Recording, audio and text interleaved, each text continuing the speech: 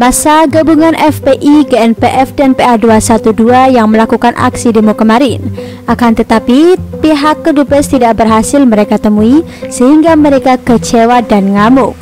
Ya iyalah, siapa pula yang mau buang waktu ketemu dengan gerombolan keras kepala yang maunya menang sendiri?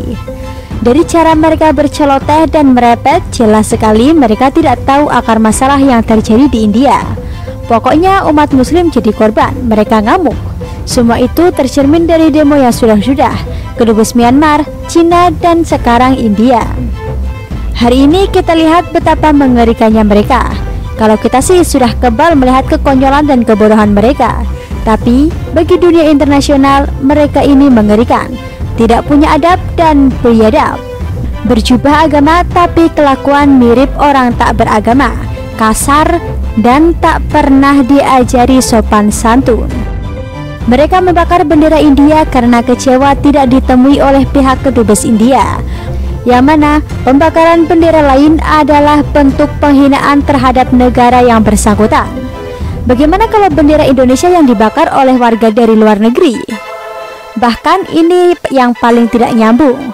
Mereka mengancam bakal menutup usaha rumah produksi film milik Rampung Jabi, Multivision Plus, apabila yang bersangkutan tidak membuat pernyataan mengecam persekusi yang dialami umat Islam di India.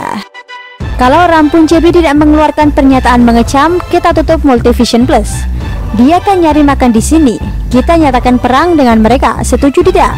Kata Slamet. Apa kaitannya insiden kerusuhan India dengan Rampung Jabi? Mungkin gerombolan ini demo supaya menyelam minum air. Maksudnya demo supaya diberikan peran jadi bintang sinetron. Judulnya misalnya tukang demo dapat nasi bungkus. Tak hanya itu, tapi ini juga menghasut massa aksi untuk melakukan sweeping terhadap warga negara asing asal India. Siap sweeping orang India? Ucap Slamet. Siap, kata massa aksi. Mereka juga memberikan batas waktu selama 1 minggu agar duta besar India mau bertemu dengan mereka. Kalau tidak, mereka mengancam akan melakukan demo lagi. Komplotan ini sudah lama ada di negara ini. Sejak kasus Ahok memanas, mereka merajalela, menggunakan agama, berjubah agama, mewakili umat merasa punya kafling surga. Mungkin juga merasa menjadi wakil Tuhan sehingga bertindak seenak jidat, bacot sesuka hati, seolah negara ini punya nenek moyangnya. Parasit seperti mereka sayangnya masih saja dibiarkan oleh negara. Mereka jelas mengancam warga negara asing yang ada di Indonesia, terutama India. Aparat masih diam saja.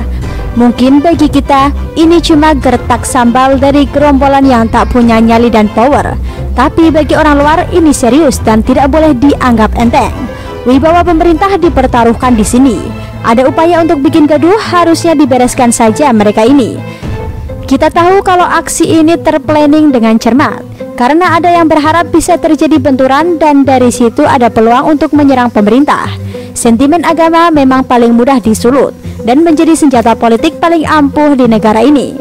Seiring dengan banyaknya orang yang mabuk agama, demo sebelumnya di kedubes Myanmar, Cina, dan India semuanya memiliki satu tujuan, yaitu menciptakan chaos sampai sekarang tidak terjadi. Seperti diberitakan oleh detik.com, Duta Besar India untuk Indonesia, Pradip Kumar Rawat, mengecam aksi pembakaran bendera India yang dilakukan oleh FPI, GNPF Ulama, dan Persaudaraan Alumni 212. Apakah teman-teman semua mencintai dan menghormati bendera merah putih? Dan bila ada yang membakar bendera merah putih, apakah Anda akan menemui pembakarnya? Kata Rawat di Kedubes India, Jalan Rasuna Said, Jakarta Selatan, Jumat 6 Maret 2020. Rawat mengatakan tak mungkin dirinya menemui pembakar bendera negaranya. Dia mengatakan seseorang tidak berhak meminta sesuatu hal hingga melakukan pengancaman. Kalau Anda tidak melakukan A, apakah mereka misalnya orang India atau negara lain berhak membakar bendera Anda? Apakah itu bisa dijustifikasi alasan sebagai suatu hal yang benar? Ucap dia. Sementara itu, terkait ancaman Ketua PA212 Slamet Ma'arif yang akan melakukan sweeping warga negara India di Indonesia jika tak ditemui, Rawat menyerahkan hal itu kepada pihak keamanan Indonesia. Dia menyerahkan kepada pemerintah Indonesia untuk menyikapi ancaman terhadap warga negara India tersebut.